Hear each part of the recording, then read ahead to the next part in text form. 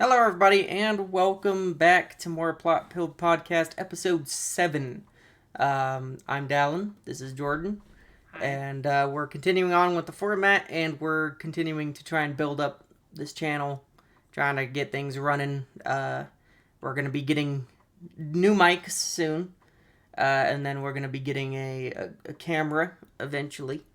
And then we're gonna be getting like an actual podcast device that will make things a lot easier. And then we're also getting a couple of headphones too, and some furniture. So, and then we'll probably just slowly build up the set as we go along. But yeah, we're too broke to do anything. yeah, at the huge right moment, away. at the moment, yeah. So right now it's still in my bedroom. At my computer desk with both of us kind of huddled around this one singular mic with echo in the background, and it's fine. It's whatever. We'll make it work. Yeah, it'll get better. It'll get better. This is more to get us into the groove of doing it every single week and, just kind of get us into a good routine, I feel like. Yeah. But, yeah, that's pretty much it. So, what do we got? Oh, sorry. What were you going to say? Oh, no, just, you said that's pretty much it, so I was going to be like, goodbye. Oh, yeah, no. That's it. Yeah, no, that was Goodbye. just kind of the update section of what's going on with the channel. But, yeah. It's been a long week. I feel like this week went on forever. A little bit. I feel like, whatever, I don't know, time period we're in is just dragging its ass. Dude, 2025 has felt like 4 years of time. Really Like, has, and I don't know why. God, I have, like, because we just recently moved, and, like, I feel like that was, like, forever ago. Right. Yeah, I feel like we've been in this house for But it's a like, while. it's been, like 3 months. 3 months. Yeah, it's not been that long. Yeah, man, I feel like we've been here forever. It's been a long year, man. It has been. It's been a long year. And it's been a long year for media, I feel like. It's been, It has been. little- It's been a weird. it's been ups and downs, man. It's been a weird year in entertainment. Yeah, there's been some really funky. good stuff that's come out, and then there's been some dog shit that's been come out. Like, I don't even, like, Well, like, good stuff being announced and bad stuff being announced, and, right. you got freaking celebrities out here getting, like, dementia, and have you heard about, Bruce Willis? No. Yeah, he's got full-blown dementia now. Aw, He that's can't even sad. remember his acting career. That's depressing. Yeah. And now he's being, like, relocated to, I think, his daughter's house, so that way she can take care of him. Oh wow. But yeah, he can't even remember who he was anymore. Like, he can't even remember that he's a celebrity. That's depressing. Yeah. That scares me more than physical decline. That possibility of mental decline, that freaks me out. Yeah, No, it's... no, thank you. That's terrifying to me. Yeah. Like, to just completely forget all of your accomplishments Mm-hmm. throughout your entire life. You have no idea who you even are anymore. People come up asking for pictures because you are famous, but you forgot that you're famous. So you're Right. wondering what the hell these people are doing, coming up and Yeah, taking pictures. that's Like, dude, it insane. would be that, especially for like an actor, a well-known actor. Like, that would be hell. It would be really Like, that'd be awful. Way to start on a high note. No, but it's just an example of how weird this year has been for media. Just Yeah. Well, very, very bizarre. all the prayers and good vibes to his family. Yes, for sure. 'Cause for that sure. I like freaking Bruce Willis. That freaking sucks. Oh yeah, I loved The Kid, which I feel like is a movie that never gets talked about because it's a family friendly one. But I love that movie. Sixth Sense. It's so funny. All of his Die Hard movies. Mm-hmm. I've always liked Bruce Willis as an actor. I Yeah, always he's a thought he great was. actor. I always thought he was really solid. So, But yeah. And then we have rising stars like the kid from 28 years later. So it's kind of just showing the passage of time. I feel like it's been a weird year for that. So, yeah. But Yeah, it's been, I don't know. Been a time, that's for sure. yeah, speaking of Hollywood, what news we got? on the agenda today? Well, we are going to start with an article that I actually only got to glance at, so I'm going to open it up here. But basically, I guess my question is, how much is going to make us angry in this? like last week. I'd say we're actually... We're actually set up for a pretty light episode. Okay. Like it's gonna be this one and one other one where we're just gonna be like, oh, yeah, maybe a third one. But the rest of them are like, either cool or okay, whatever. Yeah, we'll see. But so the first one, I guess it's not really an article; it's just a quote from something. The original director of the Harry Potter films, Chris Columbus, commented on the upcoming HBO reboot series. I'm seeing these photographs, and he's wearing the exact same costume that we designed for Hagrid. Part of me was like, what's the point? Which is totally fair. Yeah. Oh my gosh, he does. Dude, people. Yeah, he's got the exact... Yeah, if you look at the picture, Guys. he's got the exact same outfit. Like, literally one-to-one, same outfit. There's, like, the buttons are a little different. Right, if you get a some of the details are different. Yeah, if you get like a side by side between the two actors, like some of the small details are different, but the overall look is the same. Which is hilarious because as far as I remember, the clothing in Harry Potter is almost never described in the books. You could have done something completely different. Completely different, and it's. I feel like this Hagrid looks too clean. He looks very too cleaned up for being the guy, like the groundskeeper. Yeah, and then later the like magical creatures professor. Yeah, he literally lives out in a shack. Mm-hmm. Maintains the grounds, wanders into the Forbidden Forest while they're wandering. He goes in there with a purpose. Yeah, he takes care of all of these wild creatures. The dude is disheveled. Yeah, he's supposed to look like a wild man. Like that's what he's supposed to look like. And this new version looks way too cleaned up. In fact, very clean. I would say like from everything we've seen, I would say like it's just this odd sanitation that's going around. Cuz I even looked at like the kid who's playing Harry Potter. No, shade towards the kid, but like he just doesn't I don't know. It's just he doesn't have that at least in the picture, he doesn't have that presence that Daniel Radcliffe had. Right. Like that. No, even young Daniel presence. Radcliffe, had charm to him, and something where it was like, yes, and maybe this kid has a steep hill to climb because Daniel Radcliffe literally was Harry Potter for most of all of the original fans. Yeah. He was Harry Potter. Yeah. Like, he was Harry Potter brought to life. So, I guess he's kind of fighting an uphill battle, but... Yeah. I mean... But still. Yeah, and then did you hear about what Daniel Radcliffe said about, like, passing the torch?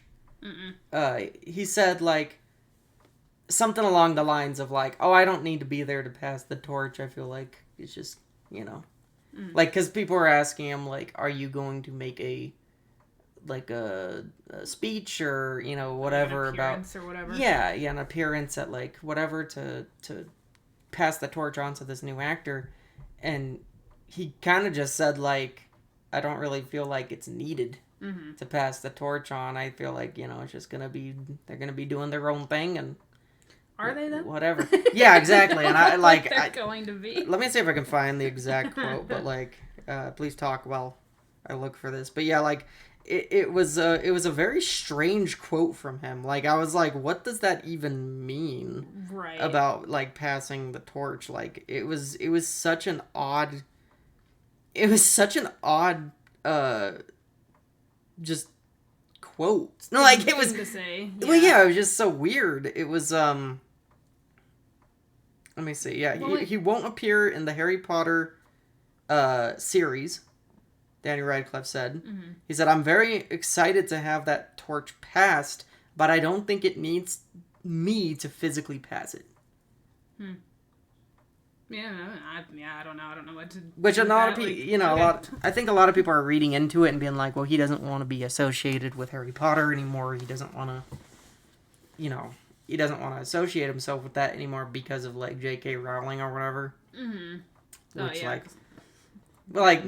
they're politically divergent. Well, except for Tom Felton. Except for Tom Felton, which is hilarious because he's like, yeah, I'll come back. Like Tom Felton is like, I'll come back. I'll be there. I'll be there. Same with the guy who played as God, what is his name? Lucius? Oh yeah. Lucius Malfoy? Yep. Yeah. He's like, I'll come back. Yeah. Like, because that guy is really chill, actually. We went to go see him in Salt Lake Comic Con, and he's a very cool guy. Mm-hmm. But yeah, like... I know that J.K. Rowling did have a falling out for sure with the main three because of just the whole Twitter stuff. Mm-hmm. Anyone who's listened to all of our episodes can probably guess where I fall on that one. I have no issue with J.K. Rowling. Me neither. Not on that point, anyway. No, me neither. I don't like. Yeah, I actually agree with her on a lot of it. On that point, yeah, but yeah, I don't know. Back to this thing. She's like, I don't know. I agree with you. It's so just the photograph, and granted, this could be not totally, complete or, whatever.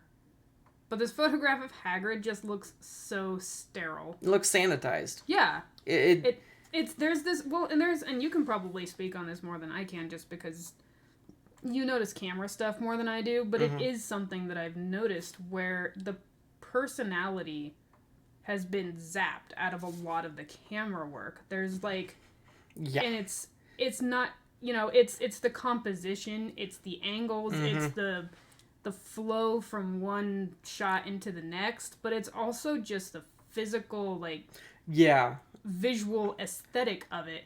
Just looks so low effort and cheap. Like, this looks cheap as hell. I can close my eyes and I can picture exact shots from the Harry Potter movies. Like, which were fantastic adaptations. Exactly how they were composed. Exactly the angle that they took. The first time that they walk into the main hall, I can remember exactly where the camera's placed, who all is in the shot, what angle it's from. It's like a bird's eye view with all the candles. Like, I can remember it. Yeah. Because it's such an iconic shot. And it's just like, why are we doing this? Like, I agree with him. Why are we doing this? What's the point? First of all, I'd be a little offended. I'm not gonna lie. I'd be a little offended if I was the director of any of those films. Because I'm like, so fuck my work, right? It's not gonna stay, like, I don't know. That's just something with me about, like, ownership about something that you've worked on.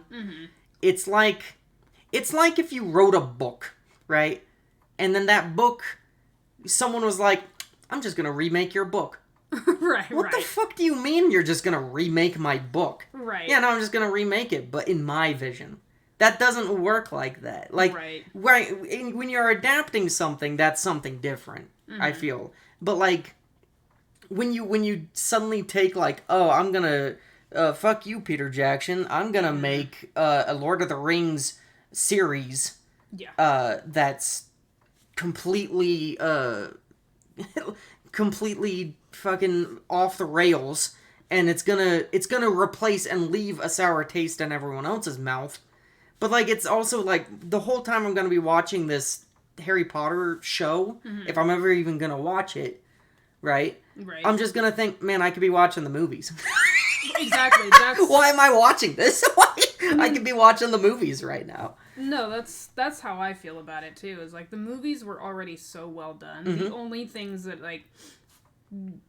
that was always a disappointment for me was that I love Ginny Weasley, and she does not get the personality in the movies that she does in the books. No, I adore. She's probably one of my favorite characters. They missed the whole tomboy aspect of her.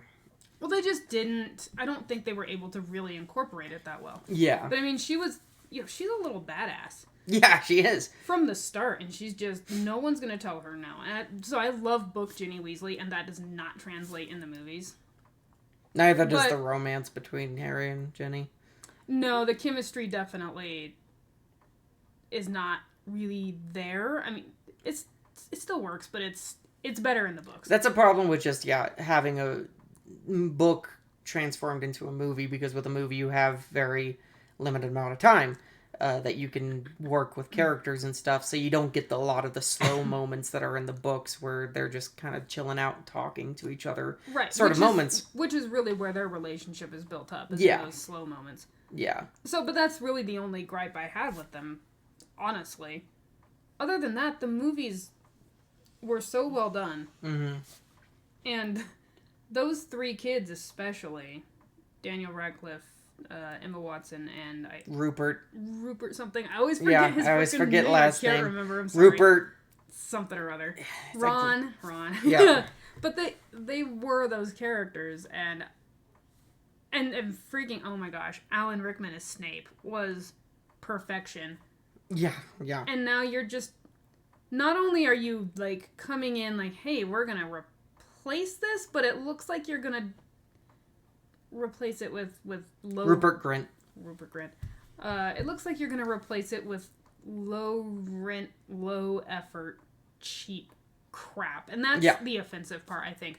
I would love to see a Harry Potter series done well. Like, I think that would be fantastic. It would be great. But you have to get the casting right. You have to get the look right. And no, you cannot just pull from the movie. Like, you have to... And it should look similar. It's going to look similar because it's based off the same story and off of J.K. Rowling's descriptions and stuff. But there should be something that is distinct about it. And judging from this picture, there's not. I hate the lighting also in that picture. Well, the lighting is awful because it's the same bullshit thing that everyone complained about after Prisoner of Azkaban, which was where did all the color go? Where's the color? It just got zapped out because of it. like as much as I love Prisoner of Azkaban, that is where that problem started. That's my favorite. Yeah, but it's where that problem started, where every single movie that came out about Harry Potter was suddenly blue. For some reason, it had this blue tint over everything. And it's like, get that shit out of here. I don't want to see it. That's why I love the first two movies so much, is because they kept that color in there. Yeah, that's true. They do, like, they wash everything out. I would love a series to look like the covers of the books. Like, if they could look like the covers of the books, keep that lighting, it would look great. Yeah, make it bright and vibrant. Mm-hmm. And yeah, like fun. Like the One Piece Netflix series. Mm-hmm. Make it look like that. Right. Like it's this supposed to be brightly colored and fun. And whimsical. It's supposed to be whimsical. I think they took the grim stuff a little too far, I agree, in later movies. Like Goblet of Fire has no reason to be that dark. I'm sorry. No. Like, you can't barely see shit in Goblet of Fire. Like, right. Especially during the maze scene. What am I supposed to be looking at? It's just like, when you can see your reflection on the screen as you're trying to watch a movie, you have a problem. Like that was a period issue. Yeah. Like, there were a lot of movies that came out around that time. It works for Dark Knight. I can't freaking see what's going on. It works for the Dark Knight. But for Harry Potter, no. Just don't keep it out of that.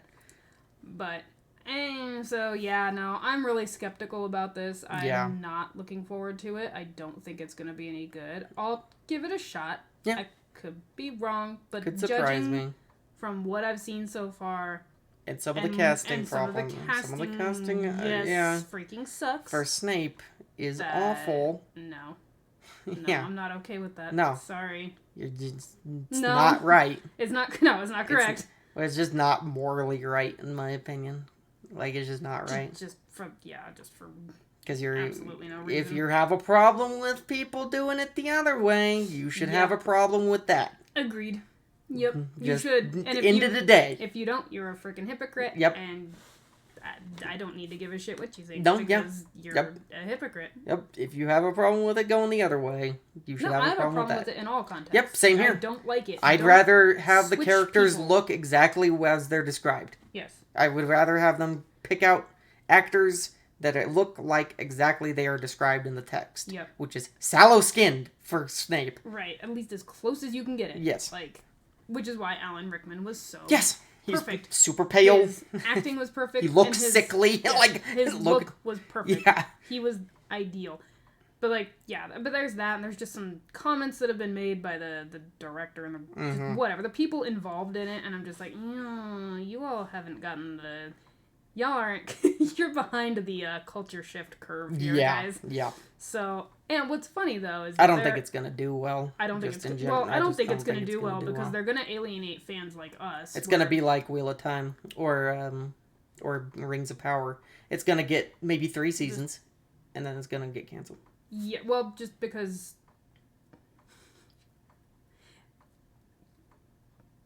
Okay, but see, this is why you need to let me finish. Sorry. Because I freaking lose my thought. Sorry. How the fuck was I gonna say? I don't remember. Sorry. Yeah, don't quit interrupting me.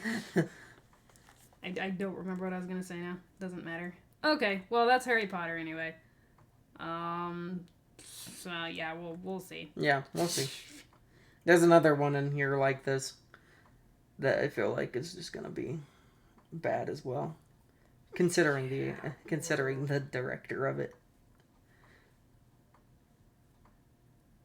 Is that the next one we're talking about? It's another beloved fantasy series. It might be. This one's... Involving a lion. Oh, that one, yeah, okay. Yeah. Yeah, we'll get there. This one, the next one we have is basically just a, I don't know, announcement, because I haven't heard about this, but I know it's been in the works for a bit. Mm-hmm. And it's Masters of the Universe live action for 2026. Masters of the Universe is one of those IPs that, God, it could be done so right. Mm-hmm. It could be one of the coolest fucking things on the planet if they do it right. The problem comes when you do it like the Netflix series decided to do it, where Kevin Smith decided to huff his own farts and decided, oh, I'm gonna kill off He-Man and I'm gonna make fucking what's-her-face, Teela, the main character. Dude, fuck off with that bullshit, because that's not creative. That is actually probably the opposite of that, right? I would kill, because Masters of the Universe has so much potential to be something, but to be almost anything that you want it to be. Mm-hmm. It could be light, fun, campy fantasy. Yeah. Which, like, I would have a ton of fun with, but it also has this potential to be this freaking underworld, dark, like, super Conan the Barbarian sort of storyline that could be really interesting. Mm-hmm. But the problem is, I just don't trust people. I don't trust anyone to take this IP with the respect that it deserves to make it something super special. I expect it to be shit, because they have this. Hollywood has proven time and time again that it's going to be bad. Yeah. So, like, it's just, I'm open to be surprised, but I'm not looking forward to it. Yeah, I'm not sure how I feel about it either. I know the guy who directed it also directed Kubo and the Two Strings. Okay, so that's that going in its favor. That's a point potentially in its favor. My thing with these movies, this one and G.I. Joe, is always, can you please not do the American thing where you think that Skeletor and Cobra Commander have to have these deep, menacing voices? They're supposed to be high-pitched and screechy, and if you don't do it, you're not doing it right. Yeah. So you might as well not do it at all. So Skeletor had better sound like... Yeah, whatever. I've got you, He-Man. There you go. Yeah, he's that's what he sounds like. He's very nasally. It's Cobra Commander who screeches. Yeah, he goes, I'll get you next time. Yeah, that's Cobra Commander. And I love his voice. Yeah, I love Cobra Commander's voice in the cartoons. In the cartoons, just leave it alone. Get someone who can do the screech and just leave it alone. Yeah, just do that. Yeah, but yeah, I agree. If you're doing Skeletor, you got to get the nasal in there. Yes, you just have to. Nasally voice. Like it's not. Yeah, you need to do that. Right. Otherwise, fucking call me up. I can do Skeletor's voice. Right. Call me up. You could do his Call me up. I'll take an voice acting job to do Skeletor's voice. You can get some muscled guy to do like the movement and stuff, but I can do his voice for him. Right. Yeah. And you should. That's the other thing. You should never see his face because he's freaking Skeletor. So well, he's a skeleton. So right. But I can see some dumbass bitch in Hollywood being like, "Oh, we're gonna make Skeletor a human." No, that's not. In a bone then it's not costume. Skeletor. That's Manitor. But you can't tell me that some dumbass bitch in Hollywood. That's wouldn't Gaiator. that some dumbass bitch in Hollywood wouldn't be like, "Oh, we're gonna make the white whatever Trump supporter Skeletor that goes and like causes trouble on this other planet or whatever." Like they would so do that. Yeah, we're gonna make him albino because that's just a little bit more realistic. Even though we have a guy that when he says I have the power of Grayskull, all his clothes disappear and he suddenly hides. Yeah, but Right. despite that, we want to make it realistic. Right. We want to make it for a modern audience. Yeah, like, shut up, dude. But so I guess I don't know if this is the plot of the movie or just the general plot of the IP. But it pretty much says 10-year-old Prince Adam, who crashed to Earth at a spaceship and was separated from his magical power sword, the only link to his home on Eternia. That's an incomplete sentence, but whatever.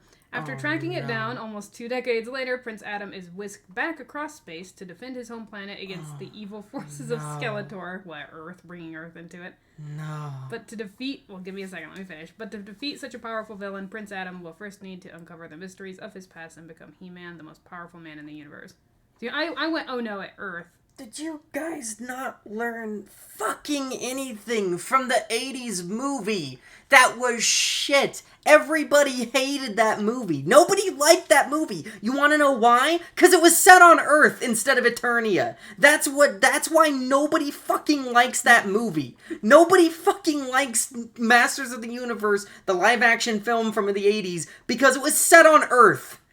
People want to go to the movie and they want to see Eternia. They want to see the fantasy land of Eternia. They don't want to see some fucking isekai story where he gets freaking hit by a train or whatever and he's suddenly in Eternia or whatever. Like, that's... Why are you making He-Man into Clark fucking Kent? He's not Clark Kent. Just have him be in Eternia as a prince. Fucking growing up. Like, oh my god, that's so stupid. No, I don't like that either. Well, like, I guess he goes back. It says he gets whisked back, but he still grows up on Earth. I'm like, why? Why? But why? What's the purpose of him growing up on Earth? There's no reason. Like, there's literally no reason. Unless they're gonna do some stupid Minecraft movie shit where they bring in humans into Eternia. They have a whole bunch of humans. Can we just his Earth friends come to Eternia with him. Can we just not, though? Because we need someone relatable. Oh my god, I fucking hate Hollywood so much. I want him.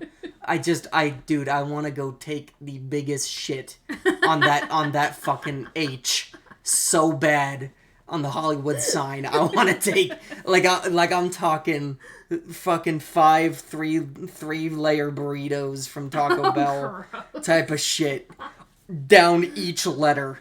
I hate that fucking place so much. I do too. Jesus. It's an ivory tower that has long since...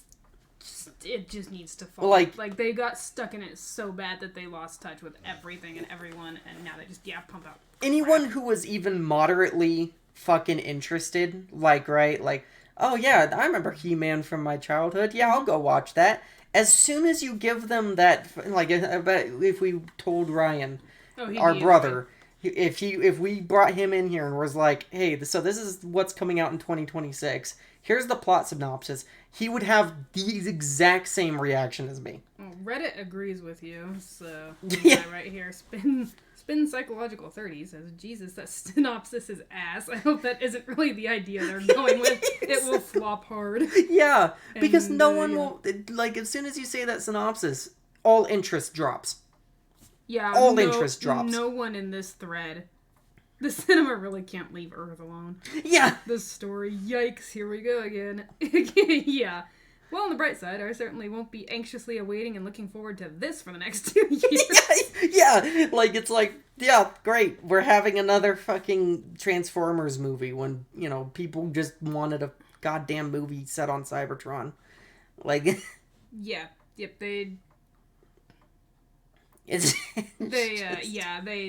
no one on Reddit likes it either. Yeah. So...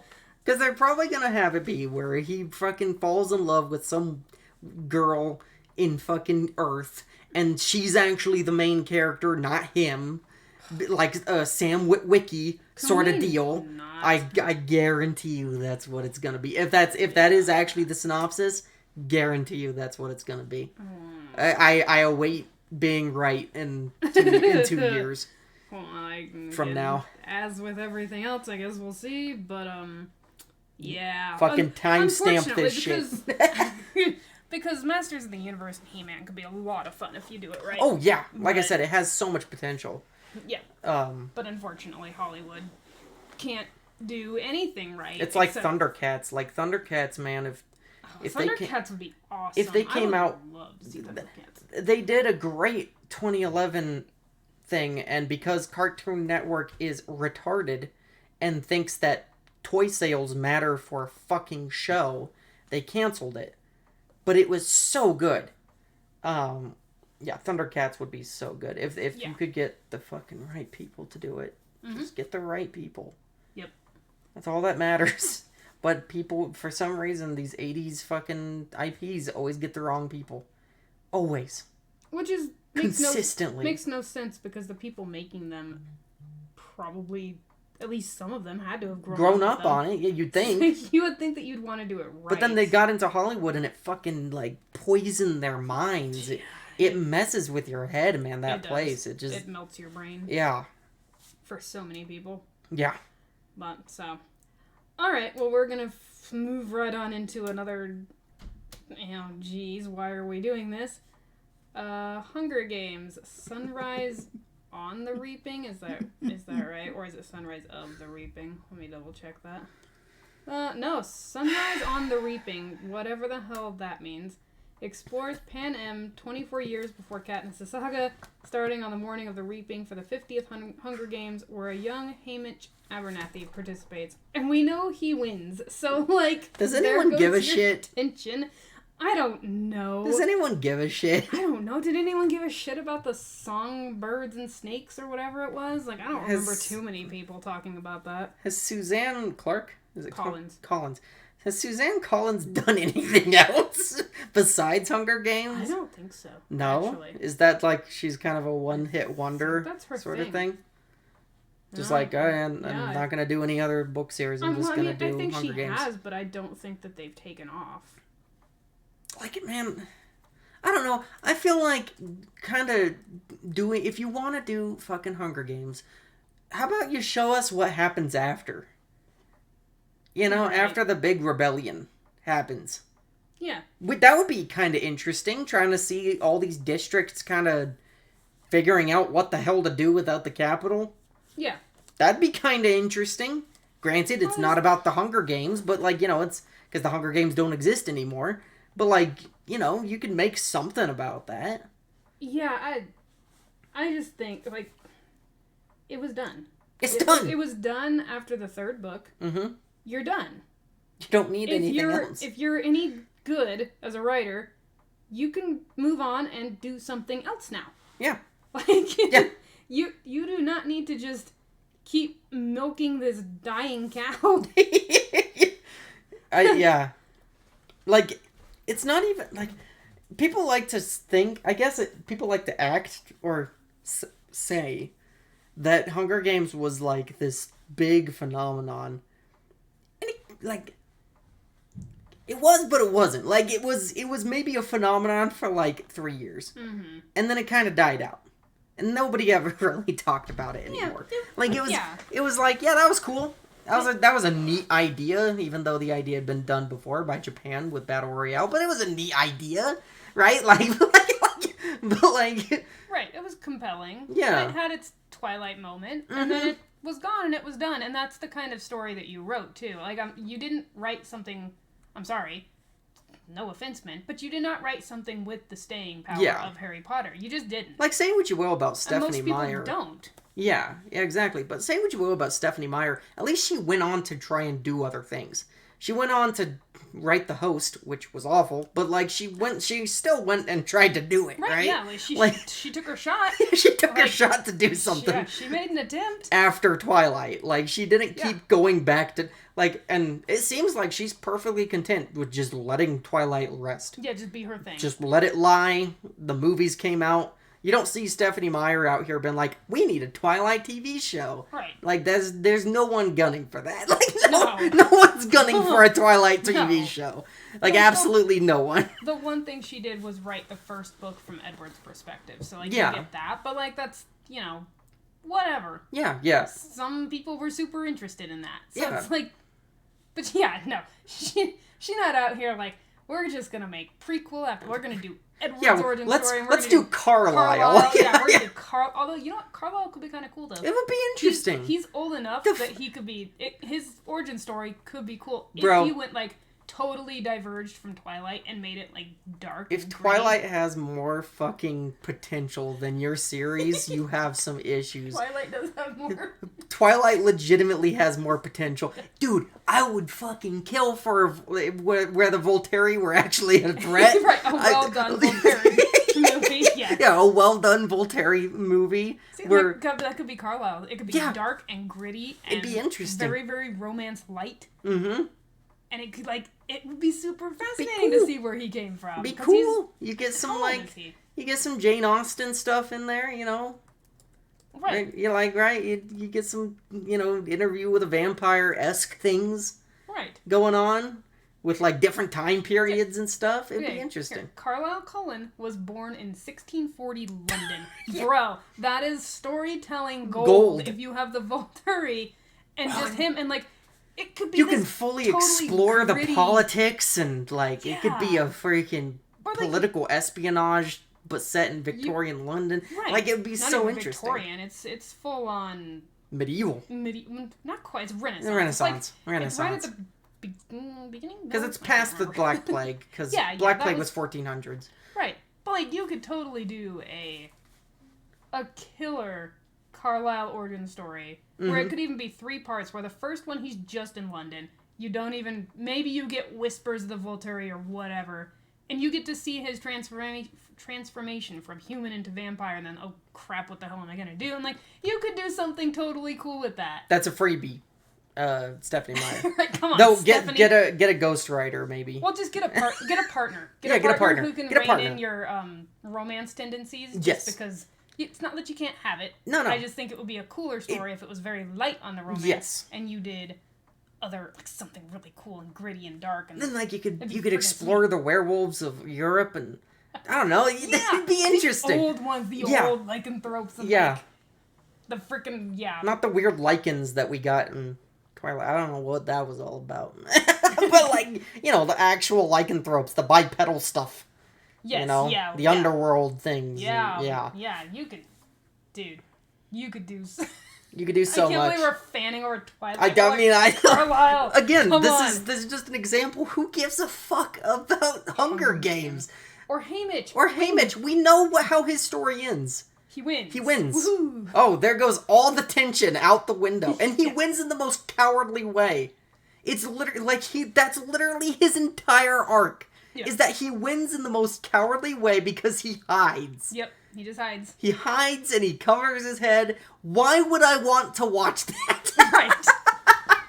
Also, like, Woody Harrelson did a great job of portraying Hamish. We don't need to see someone else try to do that character because I don't give a fuck about him when he's younger. I like him when he's older. Yes. But I don't give a crap about him when he's younger. I don't care. No, we're just going back to the conversation we had last week where it's like some characters are not meant to be main characters. No. If they were meant to be main characters, you would have written them as the main character from the beginning. Yeah. They're not meant to be. Someone's getting in a fight out there. They are cats.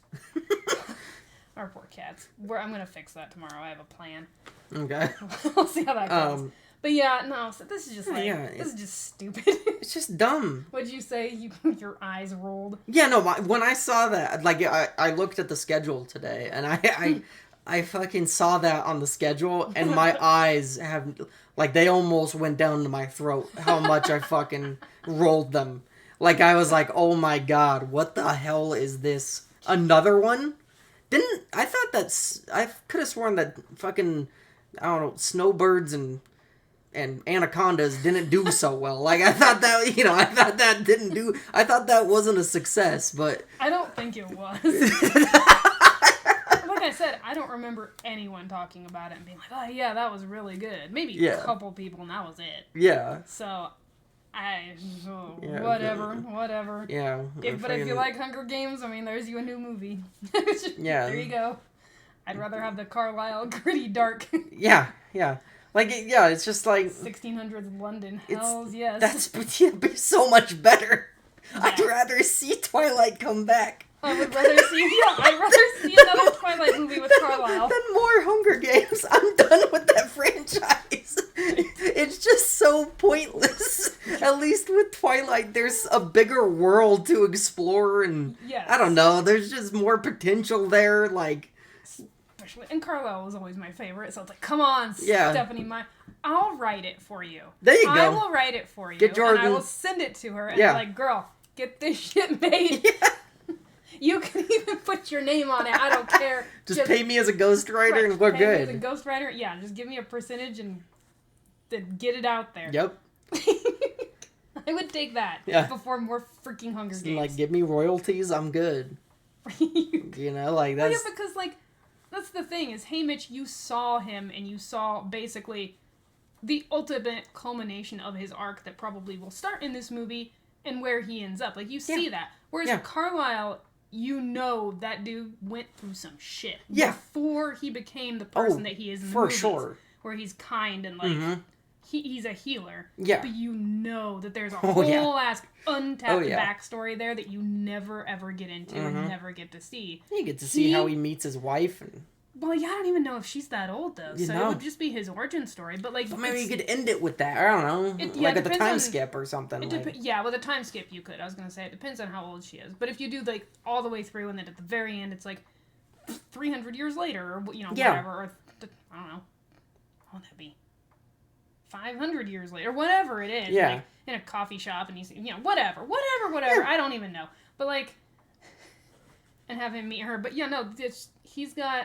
he makes sense. Yes. He makes sense as a main character because there's so much that went on before you ever see him in Twilight.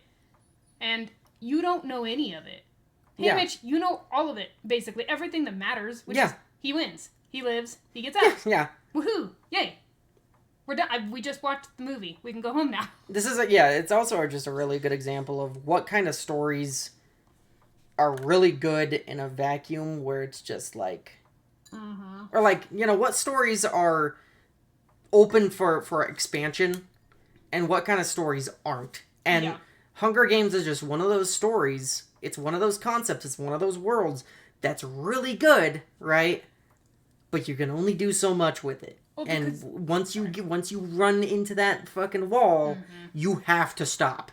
Because at that point... You're just going to be regurgitating the same thing over and over and over again, and it's going to get bland and boring, and I got bored by the third movie. I didn't care by the third movie. I did too, honestly. I was out by the third. Yeah. But I think with Hunger Games, it's because you've already seen the most interesting thing. Yeah. The most interesting thing has already happened. You had Katniss, you had her 2 Hunger Games, you had the big old rebellion, you had them taking down the government. That's the relationship with PETA. Yeah, that's the most interesting part of that entire thing. Like, there is nothing else that could possibly be more interesting. Unless you want to go all the way back, maybe, to, like, how the Hunger Games come about. Like, that initial Civil War stuff. Yeah. You could maybe do that. Yeah.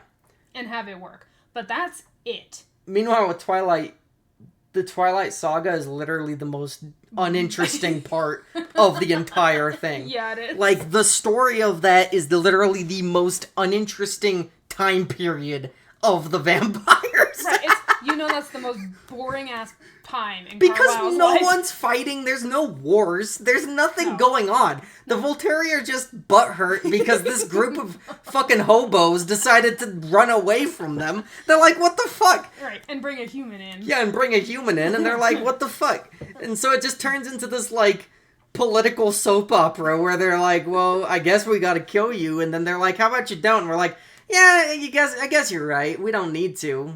And then just leave. And then mutant vampire babies ensue. Yeah, literally the most boring probably era of that entire family's existence. Like Yeah. you could do so much more with it. You know, it's the most boring time in Carlisle's life, which he probably prefers because dude's been through some shit. Yeah, yeah. You freaking know it too. He's too old not to have been through some crazy ass crap. Yeah. Like you could do so much with him. Oh yeah, for sure. Anyway, okay.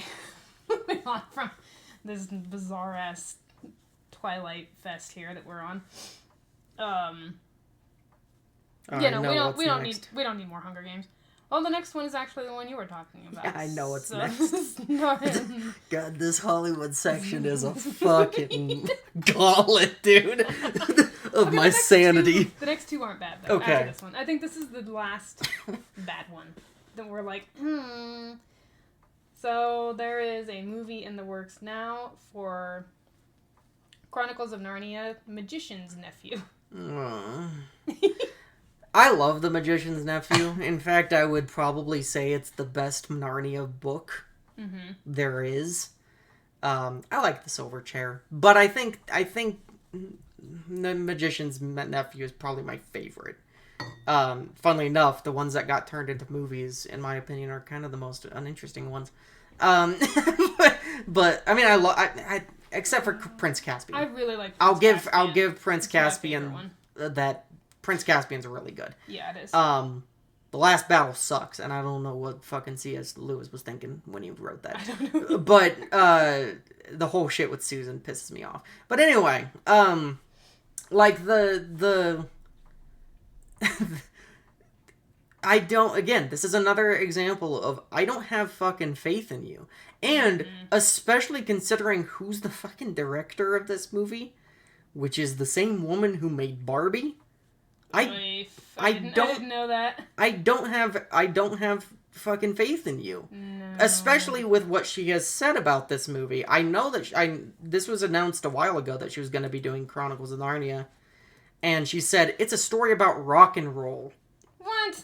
What the hell does that... It's C.S. Lewis, bitch. It's C.S. Lewis! He never... It's literally the opposite of rock and roll! Dude was like almost probably straight allegory. As far away as you can get from rock and roll. Like his stuff is straight Christian Bible allegory. Yeah, like it's really good. And if you think I'm wrong, he has letters and letters written between him and Tolkien where they're debating over whether stories should be direct Bible allegory or not. Yeah, Tolkien thought not. C.S. Lewis thought so. Yes. Like. It's not rock and roll, you dumb bitch. Yeah, no. No. Quite literally the opposite. And but the funny thing is even though he's like, yeah, it is allegory, it's not propaganda, and they're still really good stories. Because it's allegory. Yeah. So it's, yeah. Yeah. But it's not like he's out there like, it's not like Aslan's name is Jesus. Yeah. You know. Yeah. But the great thing about C.S. Lewis is that he was still able to make an allegory incredibly well written and a world that's super interesting. That's kind of what makes Narnia so special, and I love Narnia. So I don't have faith in this whatsoever. I don't think it's gonna be good.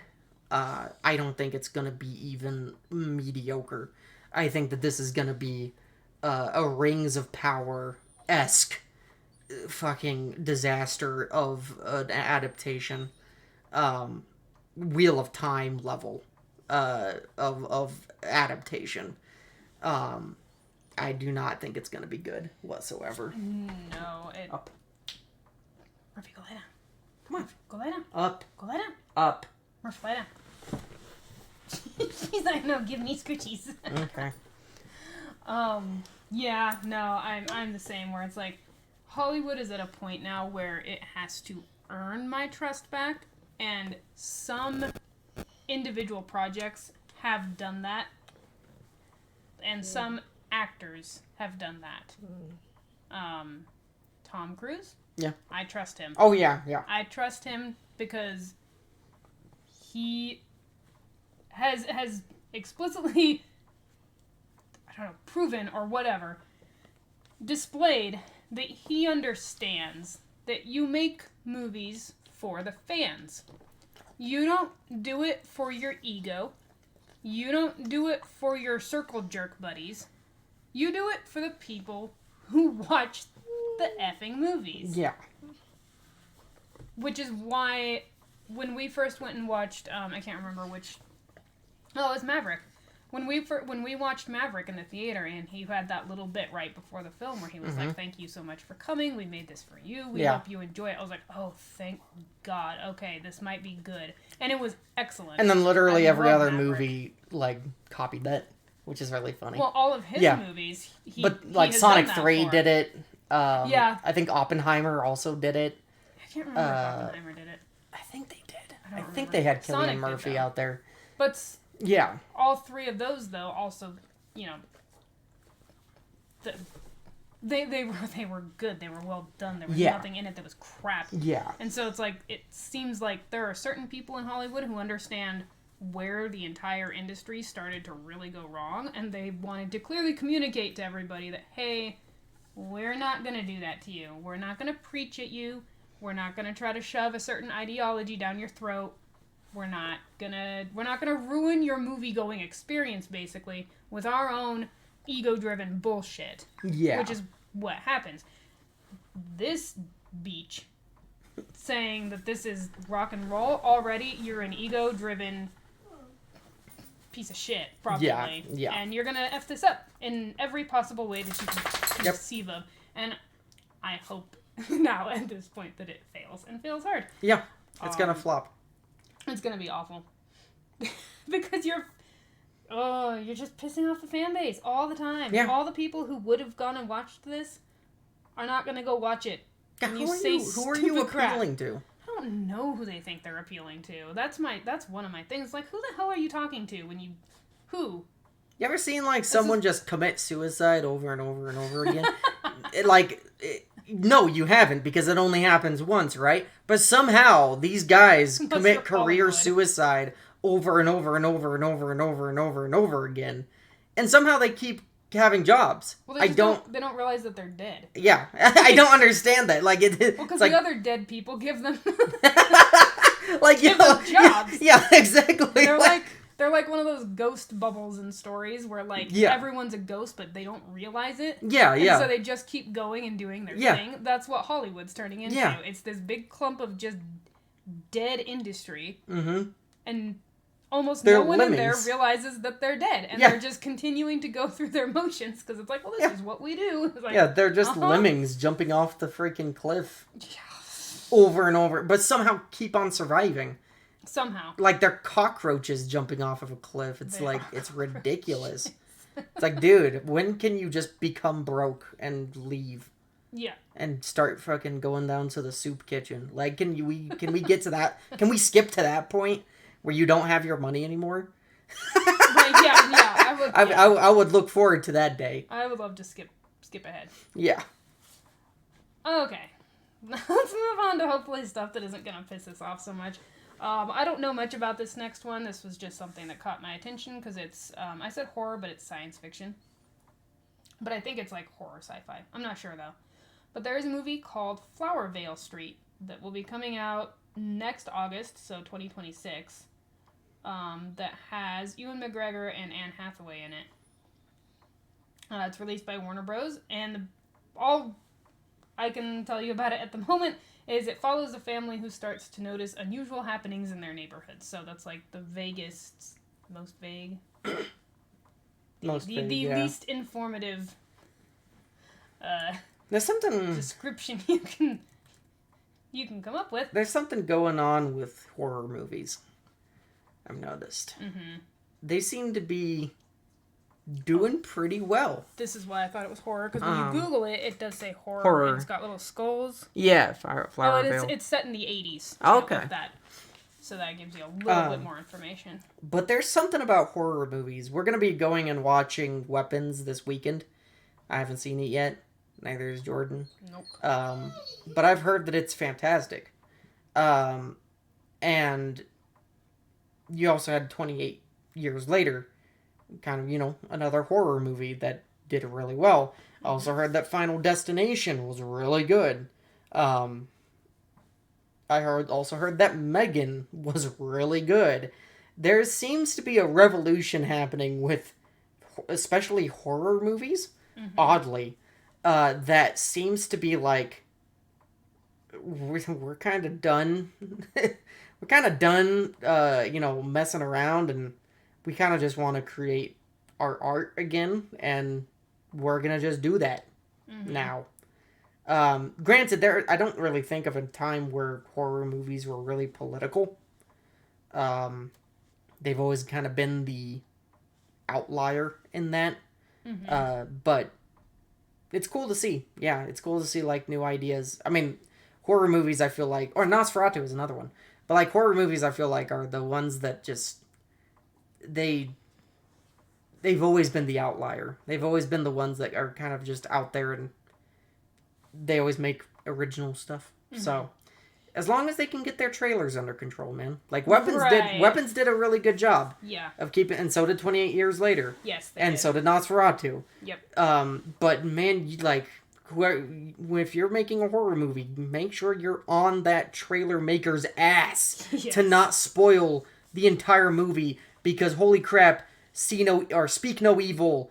I was interested in it until I saw the second trailer, and it basically spoiled the entire movie. And I was like, oh, okay. It did. I guess I'll just not go see that then. Right. Yeah, that's the whole reason we didn't go. Yeah. Because we were totally in for it until we saw that, and we're like, well, never mind. And thanks for telling me everything about your horror movie. Now I know. Yeah, now I know the horror angle to it. And no, 28 Years Later was brilliant. I love that trailer. It was perfect because it was like, well, this looks weird. Yeah. It has no dialogue in it. No, it's just really good. Just the chanting, the poem thing. Here, I found a little bit more information about it. So it says, Anne Hathaway will play a mother looking for her 15 and 12-year-old children. In the upcoming film Flower Vale Street, set in the 1980s, the project has been described as a quiet place mystery/thriller with dinosaurs. And reportedly has an $80 million budget. Wait, what is the name of this again? Flower Vale Street. Huh. So I'm always for dinosaurs becoming like a horror thing. Yeah. Like, this is the thing that I've always said about Jurassic Park and the Jurassic World series. They need to stop making them into action movies. We need a hard R fucking horror movie with dinosaurs, because that would sell like hotcakes. So I'm kind of hoping that with that little bit of thing, I kind of hope that's where this is going. Right. Because dinosaurs have so much potential to be scary. Yeah. Fucking terrifying. If you've ever heard what the recreation of a T-Rex sounds like on YouTube, look it up. It's freaking terrifying. If you were to be in a dark forest and you heard that in the distance, I'd be running like fucking hell. I'll have to show it to you after this, but it's scary. But yeah, so there's that to hopefully look forward to, as long as nothing comes out that's like, oh, come on. Yeah, I hope not. I hope not too. I like Ewan McGregor, and I like Anne Hathaway. So. I do too. Yeah, I like both of them. So hopefully it's cool. Yeah, I hope so. All right, the last one we have in mainstream is the Splinter Cell Death Watch animated show. So that's an adaptation. I'm actually looking forward to this.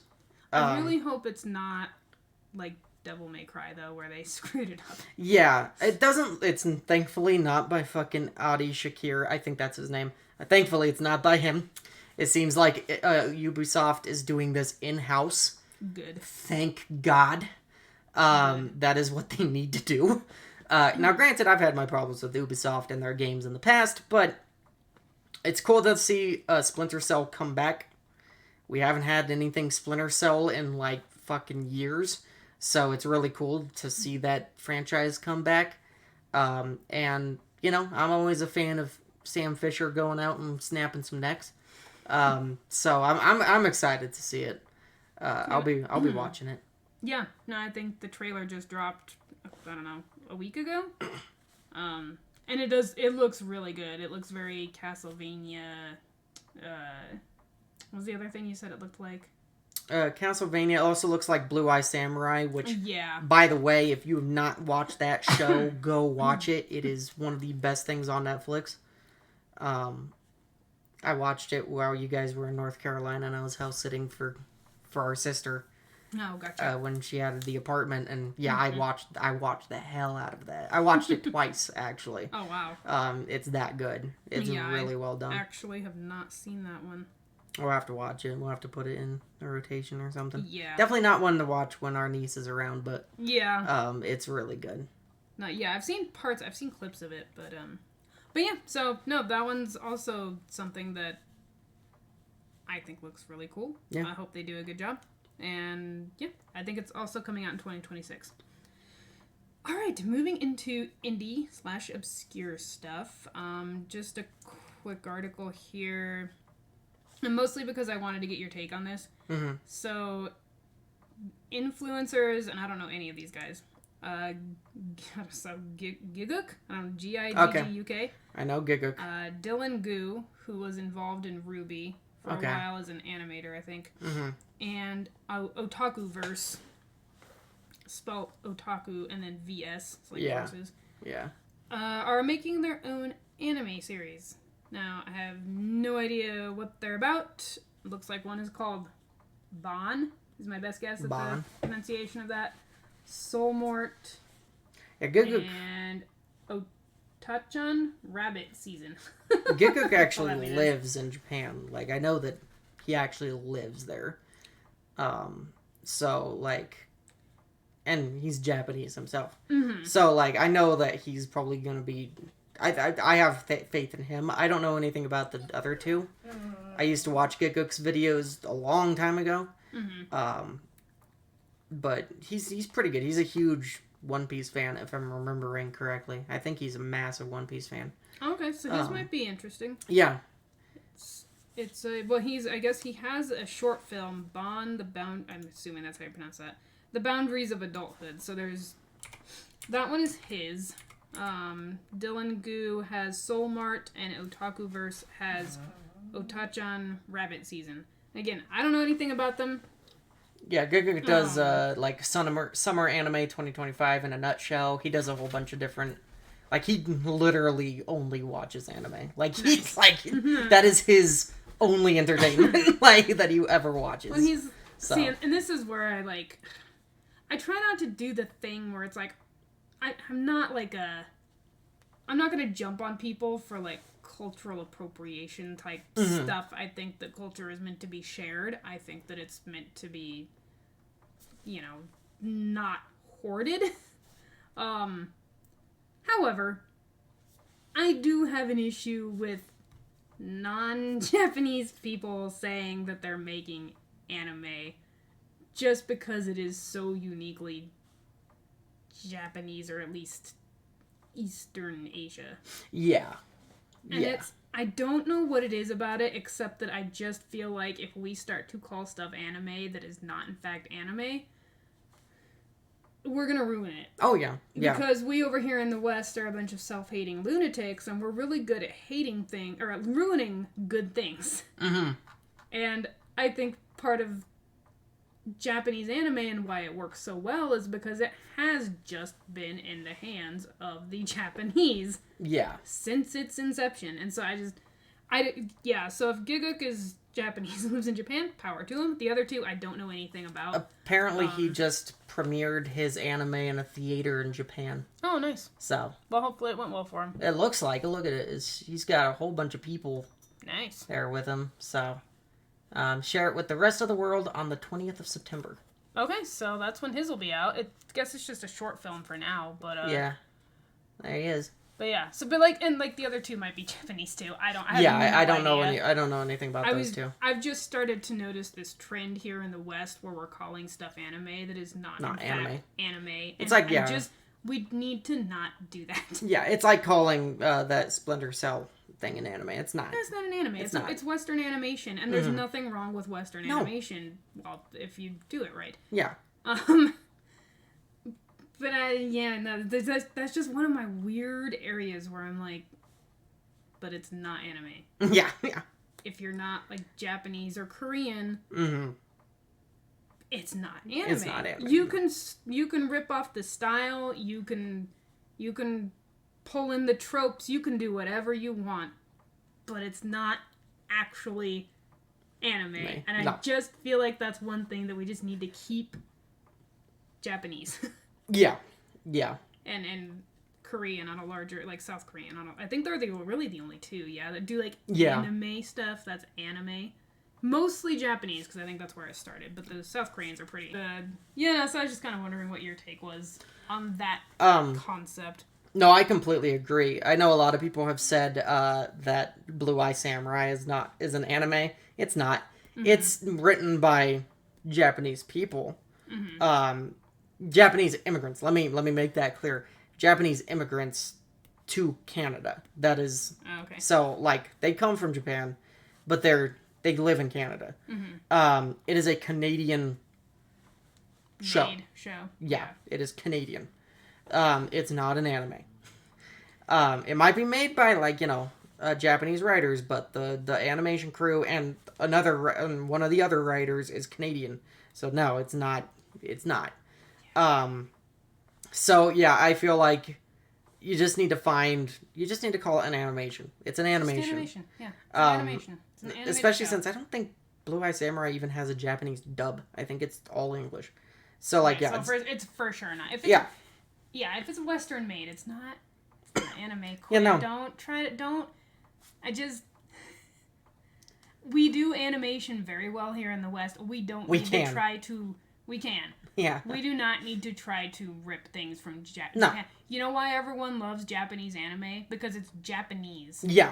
It is uniquely, distinctly Japanese. That would be like trying to call British writers like Neil Gaiman and J.K. Rowling, who are we were talking about this last week, very unique, very, they have a unique take on things. It would be like trying to just say, hey, that's American too.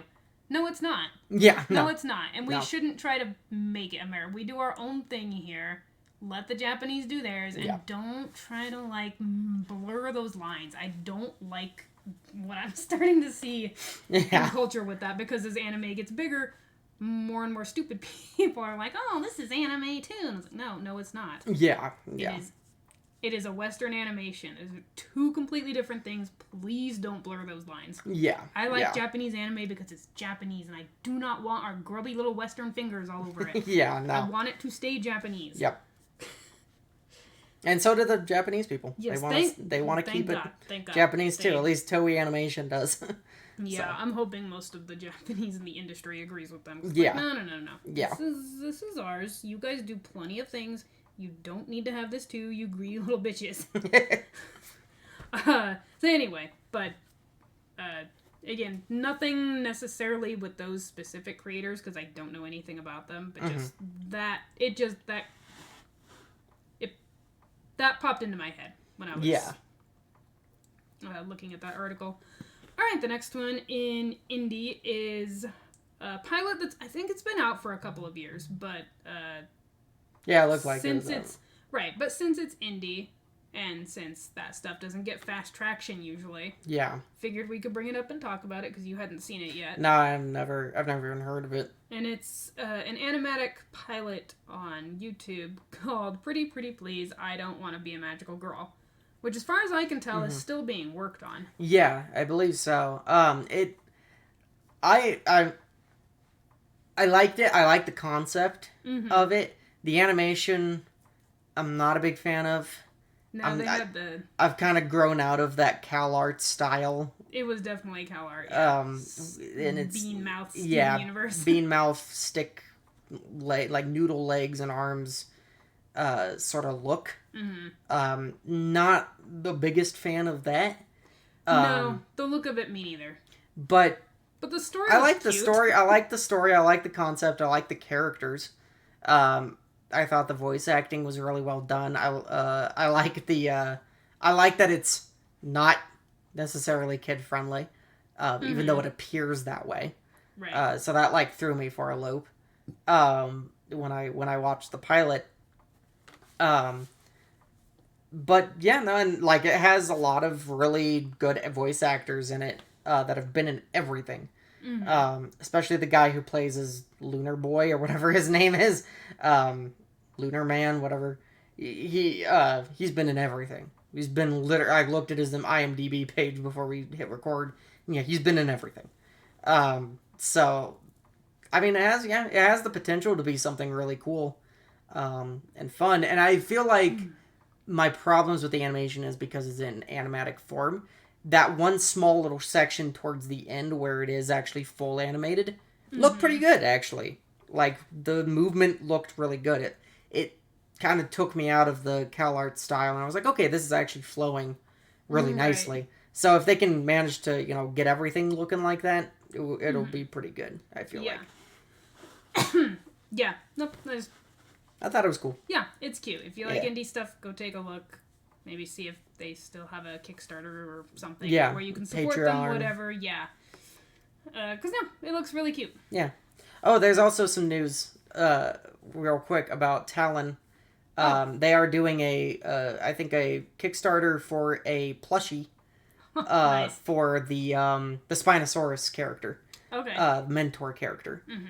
So she's getting her own plushie. Oh, nice.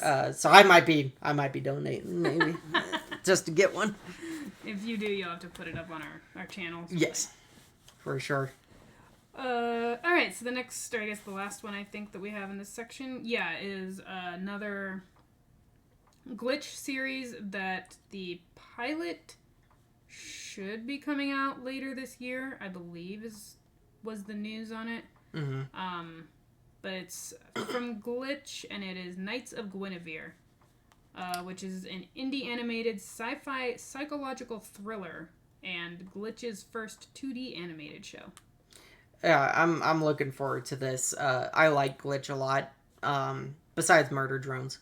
But everything else with Glitch I like. I like Gaslight District. I like Amazing Digital Circus, which we still need to watch the newest episode of that.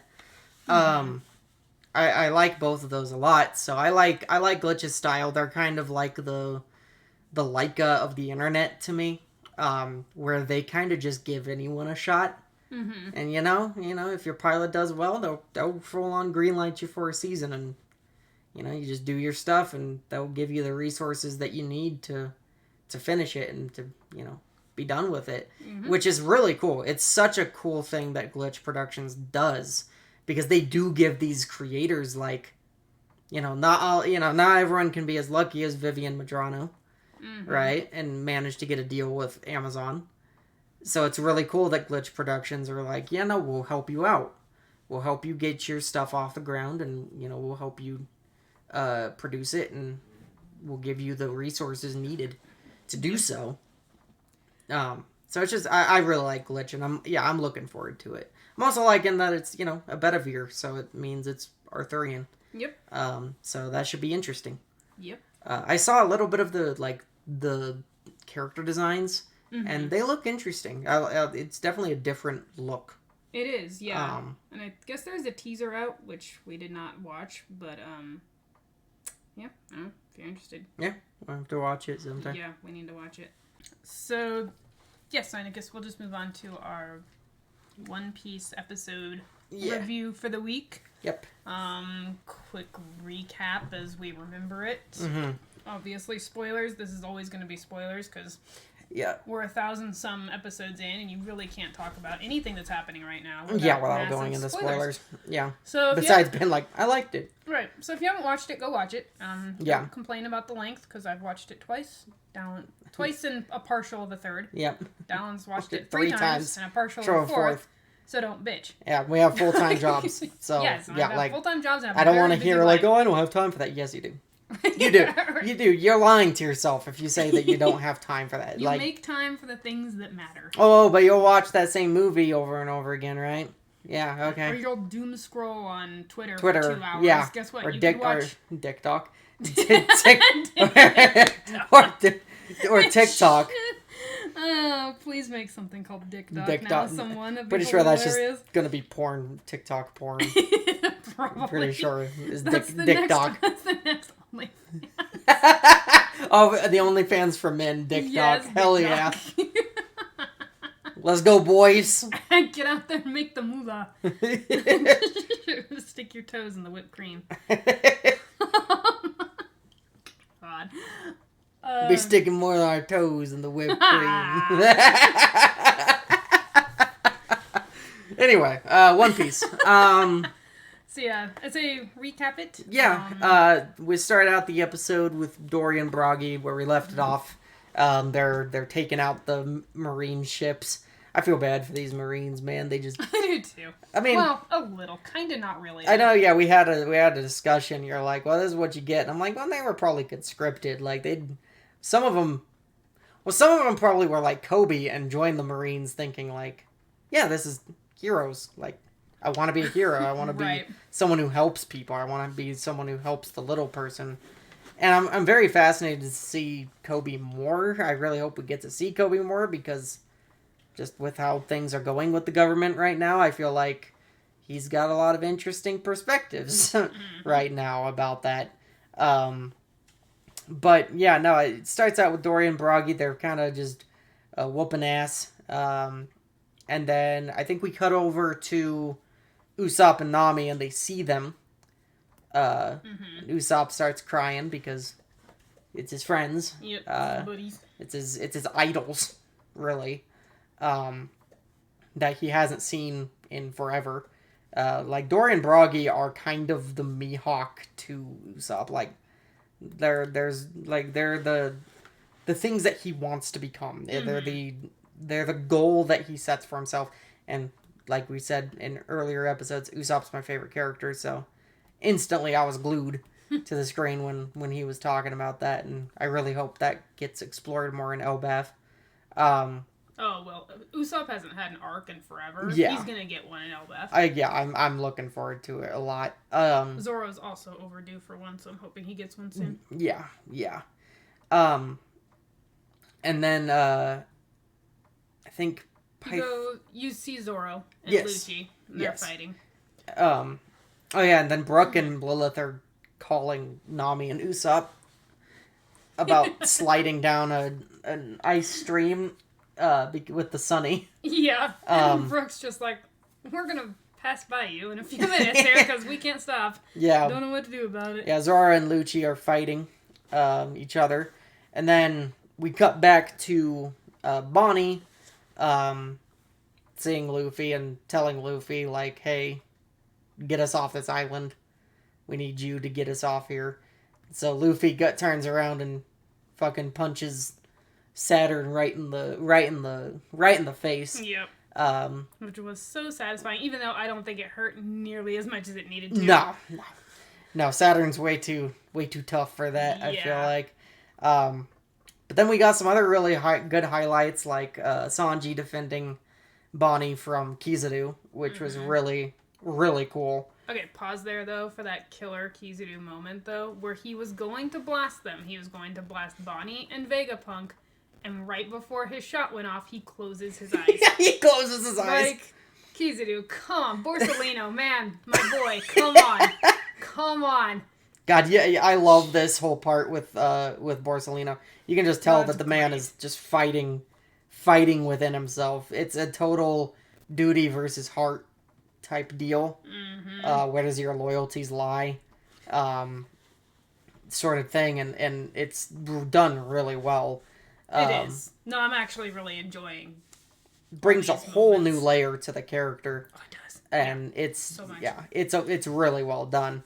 I'm really enjoying all the Kizaru stuff that we're getting. Yep. In this. Me too. No, it's been great because I always really liked him. Mm-hmm. Oh yeah, he's always been freaking cool. Like he was one of the, in my opinion, he's the coolest admiral. Until Fujitora gets there, then Fujitora knocks him off that pedestal. I love Fujitora, but he is the coolest. Original 3 admirals, he's the coolest by far. I agree. I've liked him since Sabaody. Yeah. Like he's fun. He's a fun character, and now he's fun and interesting. Yep. Which is awesome. Yeah. And we're finally getting a Sanji and Kizaru showdown. Yep. Which is something that we have been fucking looking forward to for literal, like, freaking years? half a decade. For actually, I think a decade now. Ever since, We Go? I think that's the name of that opening, I think. Mm-hmm. Where we see him and Kizaru, Sanji and Kizaru fighting in that opening. We're like, oh!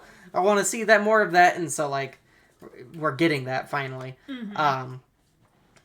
And yeah, you have all that going on, and then the big twist of this episode, which God, I did not see this happening at all. No. Which is Alger and Katarina Devon showing up Yeah. They just to show up. Egghead Island, and fucking Katarina touching Saturn, meaning that she has his identity now. Yeah, because she said mission complete, and then they just F off. Yeah, she has Saturn's identity. Now, I don't know what, like, now Saturn, like, tried to kill them, right? He tried to stomp on them. There's no way Saturn doesn't know what Katarina can do with her devil fruit. So, like, I'm assuming as soon as he gets the hell off Egghead, like, I mean, you know, assuming he does get off Egghead, he's gonna go straight to the friggin' Five Elders and be like, guys, there's an infiltrator. We have a serious problem.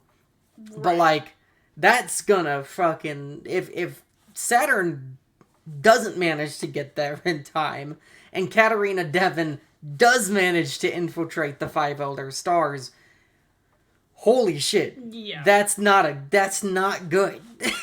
But it's also like, man, who do you root for in that situation, right? Like, they're all do you hope that the Five Elder Stars can catch her in time, or do you hope that Katarina Devon just fucks things up from the inside out? It's super interesting because, yeah, you have these two absolutely awful forces going against each other, and you're like, I have no idea who to go for here. Right? I would love to see her F their shit up, though. Just a little bit. I just think it would be really entertaining. Yeah. But yeah, no, I really like Katarina Devon and Alger. I think they're two of the coolest. Yeah, Blackbeard's crew. Blackbeard's crew. In that part, too, you also have Saturn being like, you people are always, like, doing weird things. What are you after? Like, what are you really after? Yeah. And friggin' Alger just says, the world. Yeah. Like, damn, boy. And it's just so simple. Yeah. Like, and I love the pause. Like, I love that Toei lets that moment sit there.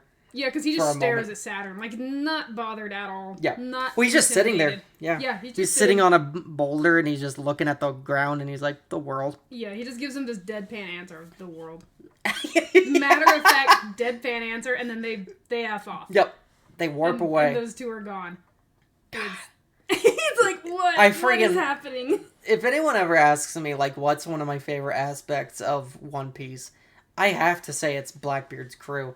They are one of the most fascinating villain groups I've ever witnessed, because none of them trust each other, but they all like each other. Mm-hmm. Like, they can get along with each other, and, like, they make each other laugh. One of my favorite scenes is in Skypiea on Jaya, when, after Bellamy's one guy gets slammed into the ground by Blackbeard, and they all start walking away, and they all start, like, kind of bickering amongst each other, and Blackbeard just laughs because he finds their bickering funny, and it's such a great parallel between Blackbeard and Luffy of those two crews, how there is kind of a friendship there between Blackbeard's crew. There's this certain... But it's a different kind of friendship. Oh, yeah. And it's super fascinating. I love... They're one of my favorite aspects, by far. Yeah.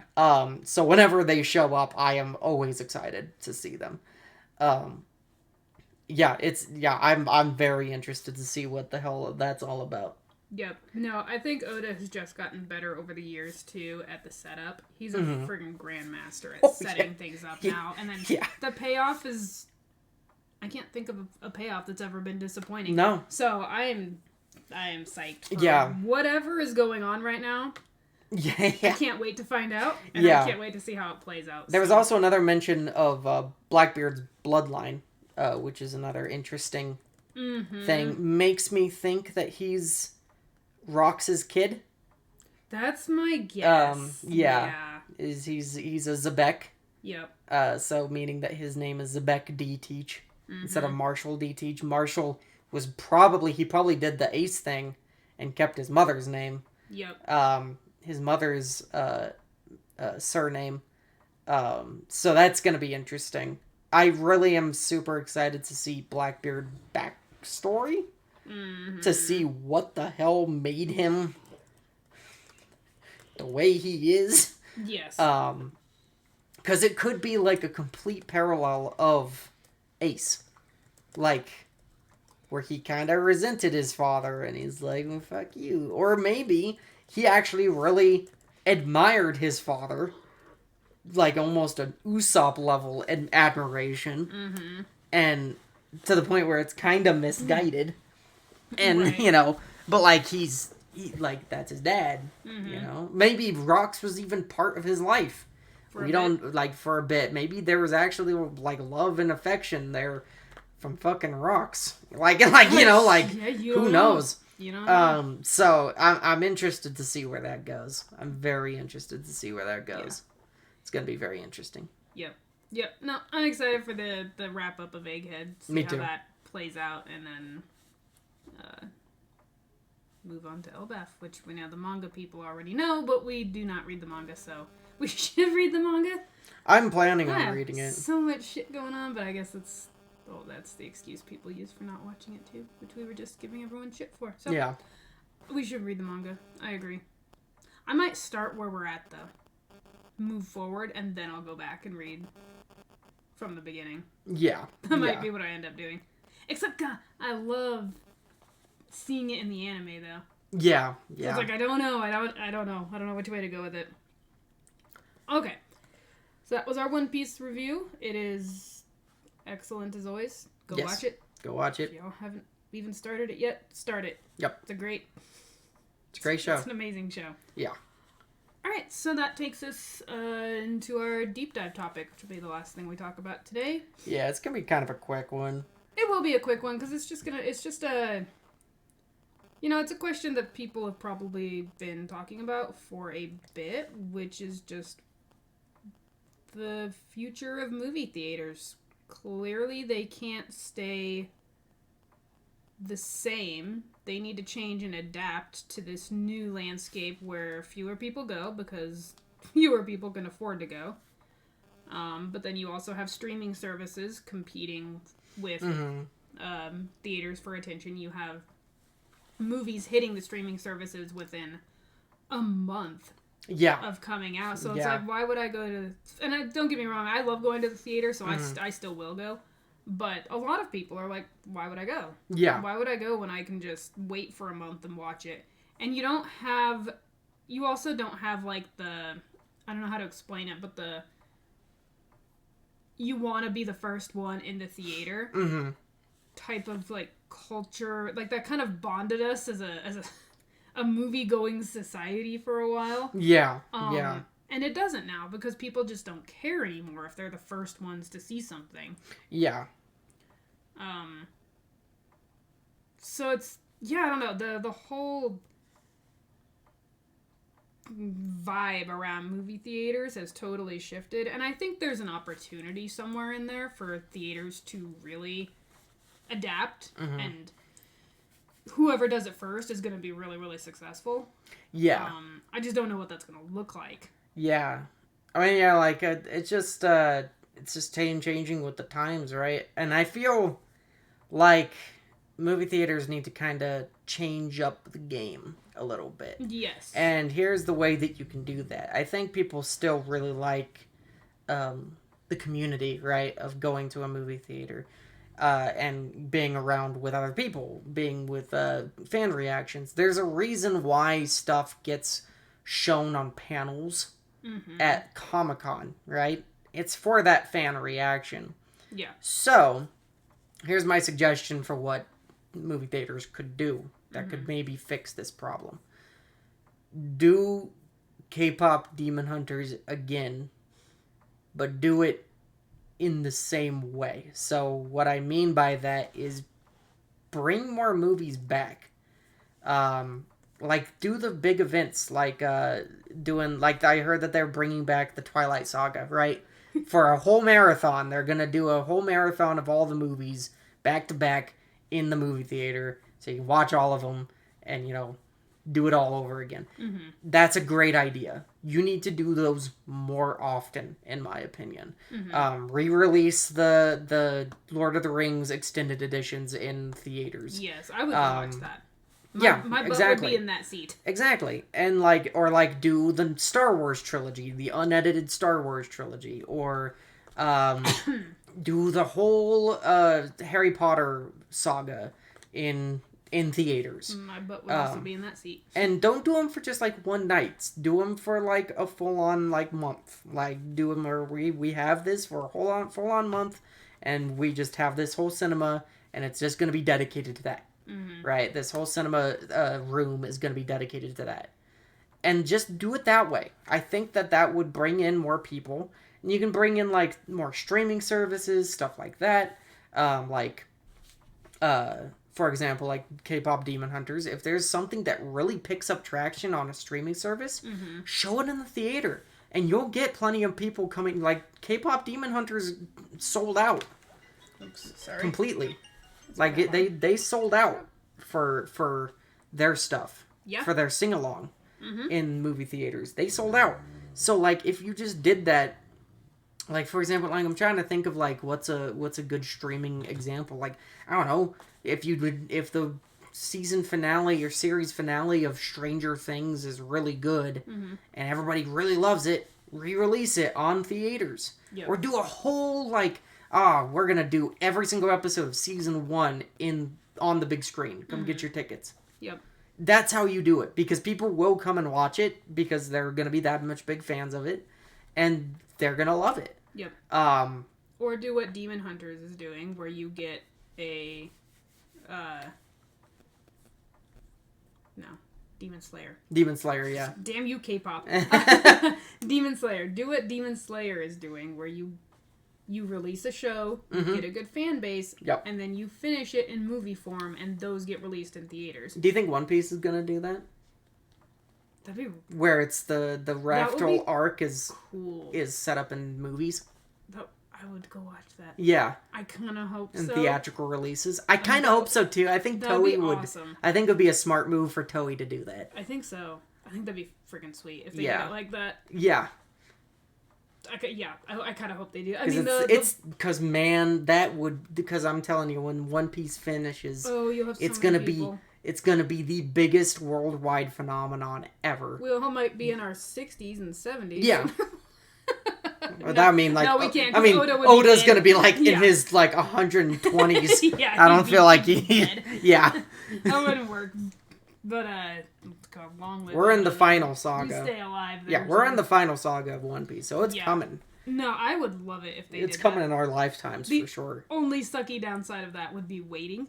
Yes. But at the same time, I kind of miss the wait. Yeah, no, same. I miss that anticipation that used to build up around movies where it's like, oh, yes, the next one comes out next year, and, like, that sucks, but that's awesome because you have something to look forward to. Yeah. And, like, you just don't have that right now. Like, stuff either takes too long. Mm-hmm. Like, I'm excited for the next Sonic movie, but we have no news. I have, like, we kind of know when it's coming out, I guess, but that's it. Yeah. And I'm like, and that's, like, 3 years. Yeah. Between them, and it's just, and that's another thing too that's killed theaters, I think, is that for some reason, release dates went from being a year to at most 2 was like your max. That was pushing it, but usually a year and a half. Yeah, and the next one would be out, and you would know ahead of time. I mean, everyone knew ahead of time when The Lord of the Rings was coming out after that first one hit. Mm-hmm. You had the release dates for the next 2. You knew when they were coming. And I think COVID killed it a little bit, but I think it was starting to happen before that anyway, where, release dates just stopped being consistent. And so you really can't get super attached to anything because you don't know when the next one's coming. Yeah. And I mean, there's also super big delays that happen. Like, I've seen so many movies get delayed from cinematic releases, just like, this actually, it's gonna be pushed back to this year or whatever, and it's like, so like, when is it coming out then? Like, you can only push it back so much that people are just going to stop looking at it and not really give a shit anymore. Mm-hmm. So, and I mean, that's a problem with streaming too. Like, look at how much Stranger Things has been pushed To the point where I don't give a shit anymore. I don't care. Yeah. No, I do not care anymore. I don't care anymore to the, like, and yeah, that sucks, but, you know, at the same time, maybe, you know, do it a little bit quicker because, like, I'm not sitting, yeah. The delay thing is just ridiculous right now. Like, we should not be getting 3 years to get 8 episodes out of something. No. Like, that's unacceptable. It is. It's like, ridiculous. There's no excuse for that. Because as considering the fact that, like, maybe even just a decade ago, it was not like that. No.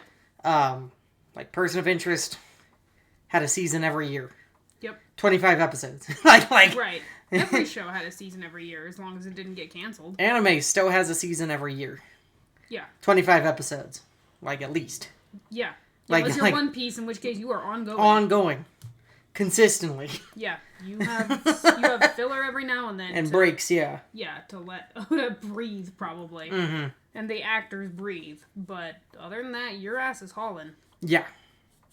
Consistently. And Yes. like, it's just I don't know. Yeah, Hollywood, I feel like, has just gotten so lazy with that.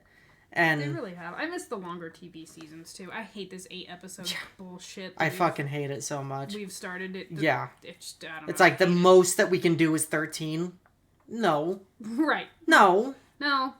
No, the most you could do is fucking my time, which I'm giving to you, and I want 25 episodes, motherfucker.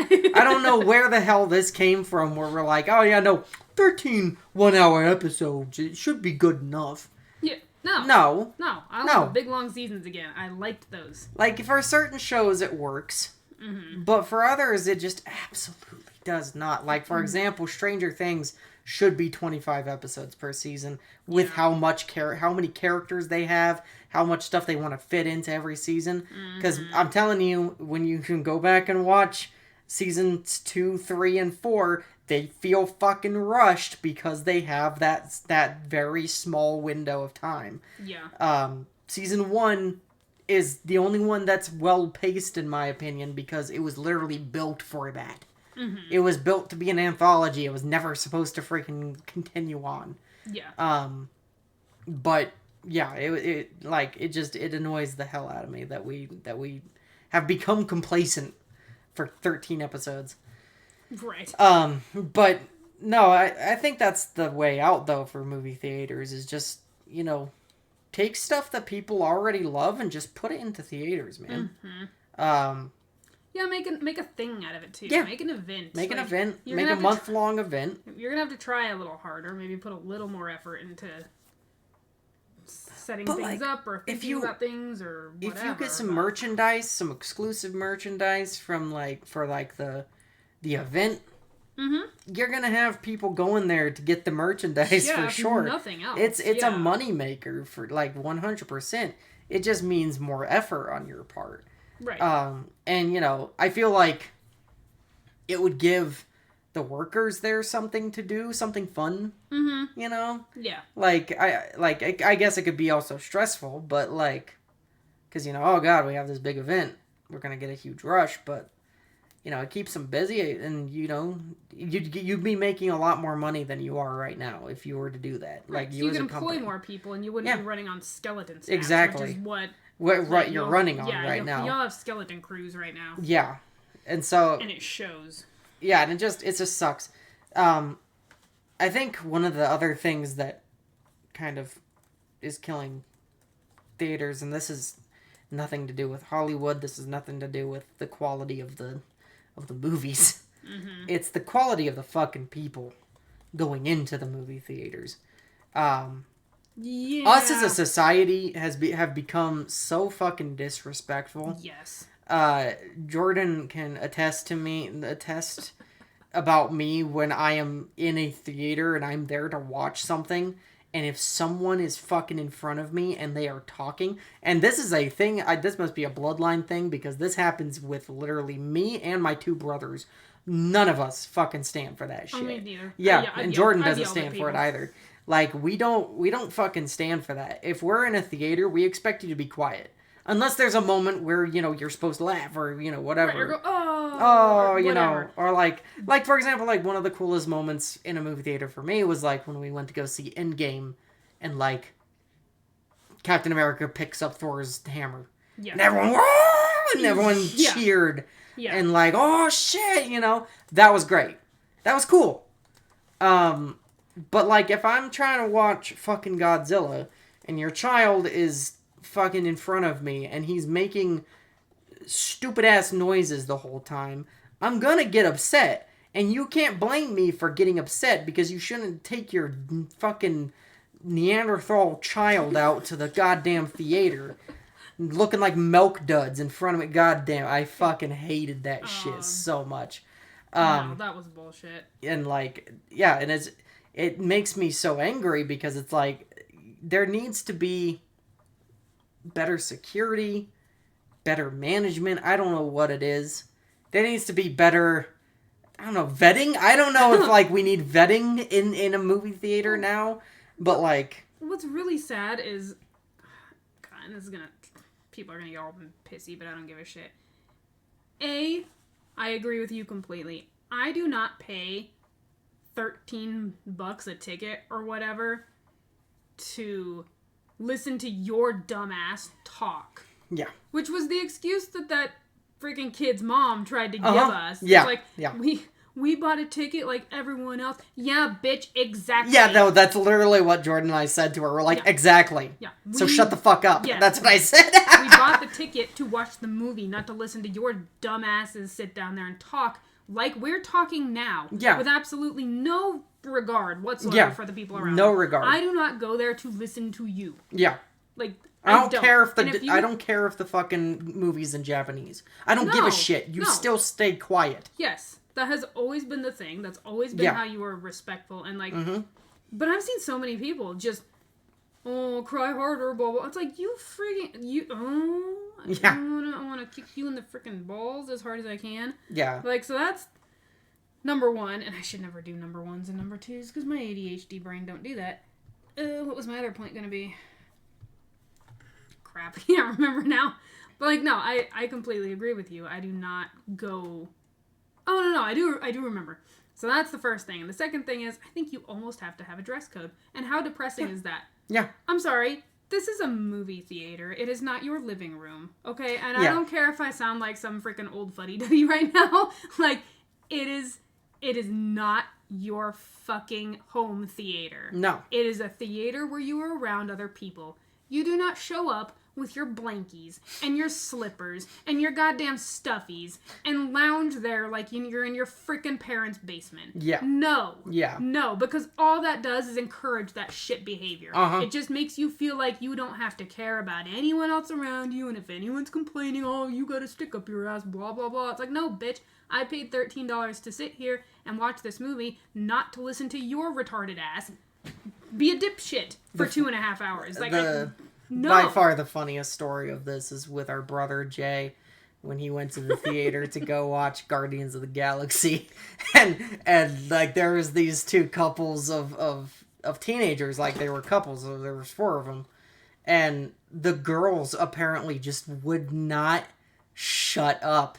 And like he was there with his wife, you know, our sister-in-law. He was there. He was getting ready to watch this Guardians of the Galaxy movie, and he was hoping, like, there's always that time when they're talking during the previews, and you're like, God, I hope to God that when the movie starts, they shut up. Yes. I hope they have the common decency to at least do that, please. Yes. And like thankfully, most of the time, that is the case. Yes. Thankfully. Yeah. Yeah.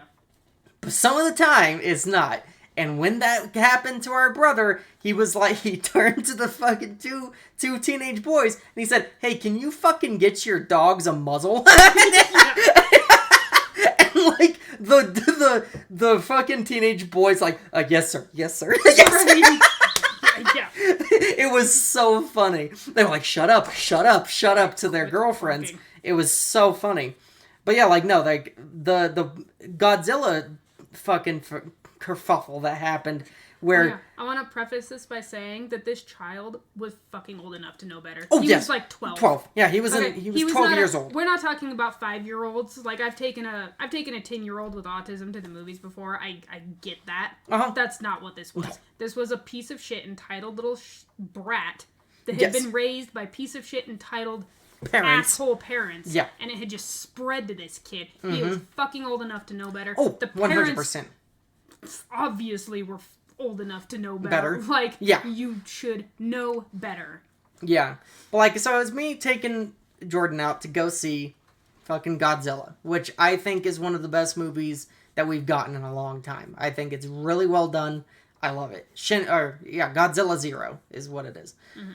I went in there, we sat down, and then these two people, it's funny, they sat down in front of us, these three people, mom, a dad, and their kid, and during the previews, they were fine.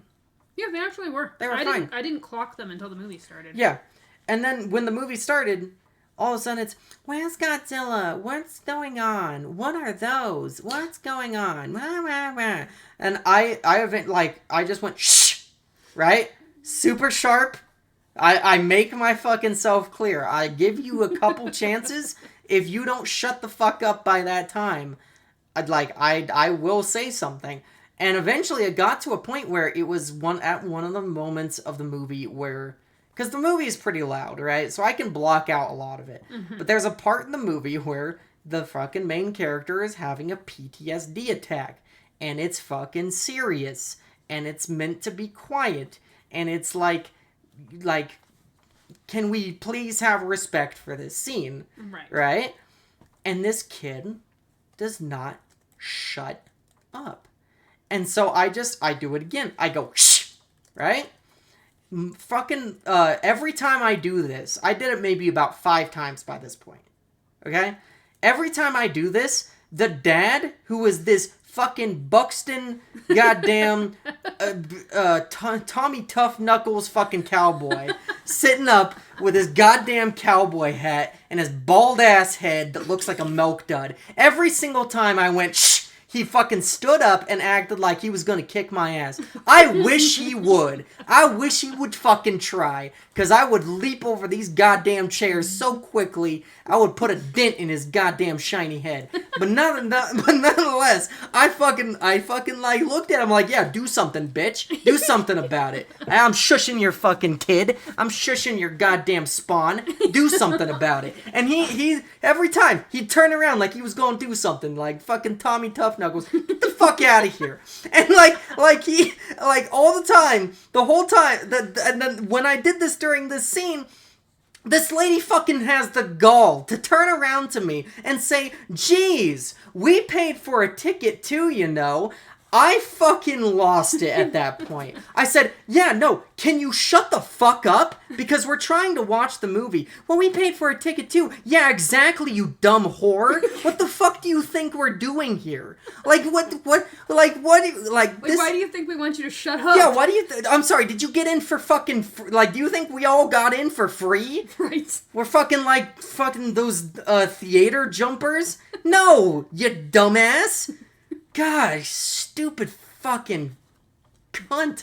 I cannot fucking understate how angry that made me. I remember driving home afterwards, and thankfully after that, they stopped. Yeah, thank goodness. Thankfully they fucking stopped. And then the funniest part is after that movie ended, right? You have the ba ba ba ba ba right during the credits. She stands up and talks to me. I only see her mouth moving because the music was too loud, and I said bye.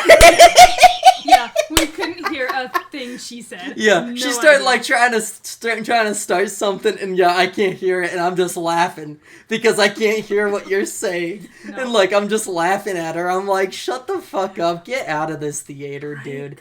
And the whole drive home, I was just I said some things that I cannot say on YouTube, but oh my god, I was so angry. I was so mad. I went to bed mad that night. Like, it was so bad.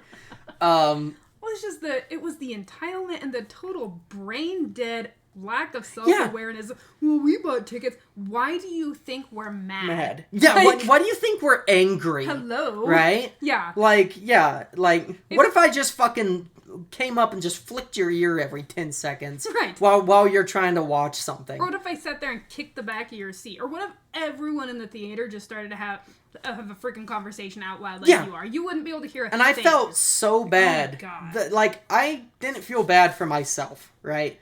I felt bad for Jordan because it was her first time watching the movie. It was my third, right? So I didn't really feel that bad for myself. I felt bad for Jordan, and I felt bad for the other fucking families in the cinema that had to deal with that shit. And, like, I was the only one fucking willing to stand up and be like, yeah, no, screw you. You don't get to talk during this. This is a time for silence. I don't know where this fucking came from. I don't know if it was COVID. I don't know if it was, like... I don't know if it was just fucking the political climate of this world right now. I have no idea. I think it's a combination of factors. But it's this absolute fucking gall to sit there and during a movie when it's agreed upon. It's literally said, be quiet and courteous to others. Yes. Literally, at the beginning of the movie, every single time. Yes. And please silence your cell phones, right? Be quiet and courteous and please silence your cell phones. That's been a thing for decades. Forever. For half a century that movie theaters have been around. Yes. It has been fucking standard. And I don't know when we fucking lost that. It's embarrassing. Our society has just been going downhill since, I'm going to say, 2008. Yeah. That's when the lack of respect started. That's when, like, the whole disregard... And social media. It was mostly social media because everyone has main character syndrome. Yeah. Everyone thinks they're the fucking... the best shit in the world, and it's like, no. You think your shit don't stink. And like, get the fuck out of here, alright? Yeah, no, sorry, you're not special. Yeah.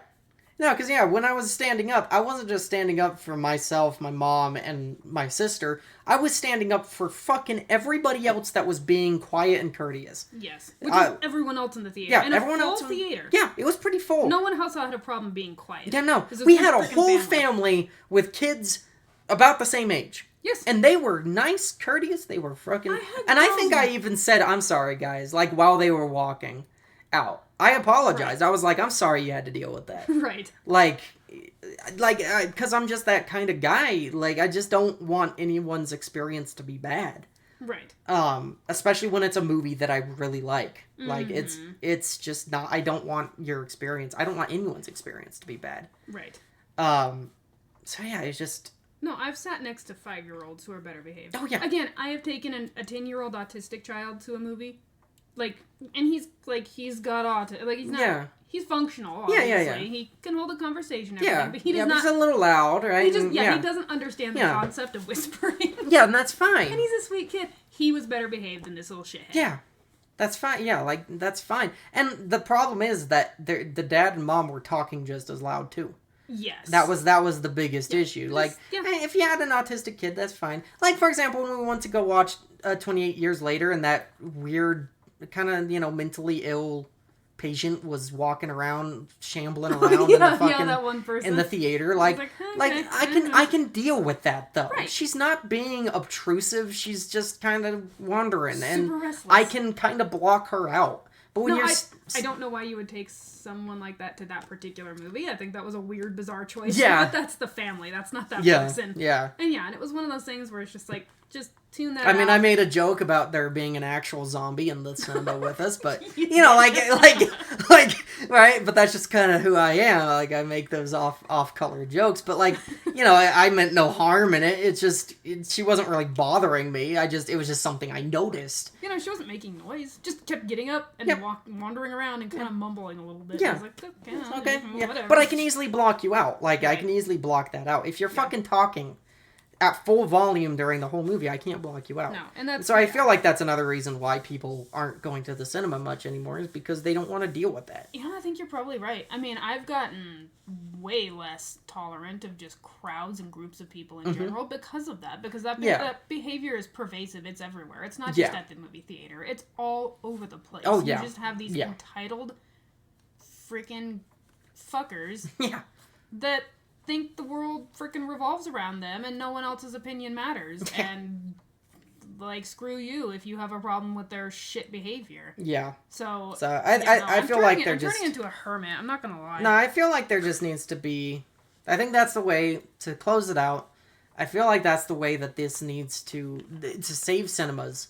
I feel like that's how it needs to go. They need to make special events, more special events, and re-release stuff into theaters for like a couple months. Yep. Like, right? Especially when it's a slow movie month, you know, re-release something. Yep. And then the last thing is just update your fucking code of conduct and enforce it. Yep. Because that needs to, especially towards like that chicken jockey shit, that needs to stop. Yes. Like, we can't have that anymore. Well, we as the fellow viewers need to be more united in shaming these shitheads that come here and think that this is their living room. Like, it's exactly. Yeah, no, more people need to fucking stand up. Yeah, more people need to stand up and say no. Yeah, that's not you're not acceptable. You need to go home if you're gonna act like that. Yep. And like, yeah, and it needs to be a fucking I have your back, you got mine right. sort of deal. Right? If we're both being respectful, I need you to have my back. We might not know each other, but you need to have, like, there needs to be some camaraderie going on in movie theaters. But yeah. Anyway. I think that's a good note to end on. Yeah. If you had more to say about that than I think you thought you did. No, it just brought back fucking PTSD talking about goddamn cinemas, so. Right. But anyway. I have a burger waiting for me. Yeah, same here. So I hope you guys enjoyed this 7th episode of the Plot Pill Podcast. Please, if you guys enjoyed it, like and comment and subscribe if you guys really enjoyed it. We're going to be we release episodes every Sunday at 6 p.m. That is the set schedule every Sunday. So please, if you liked it, give it a like and give it a comment. We like to hear from you guys. Give us suggestions about what you guys want us to talk about. Mm-hmm. That's what we want to. We want to know more about that stuff. So, yep. Yeah, let us know. And, yeah, we'll see you guys next time. Bye.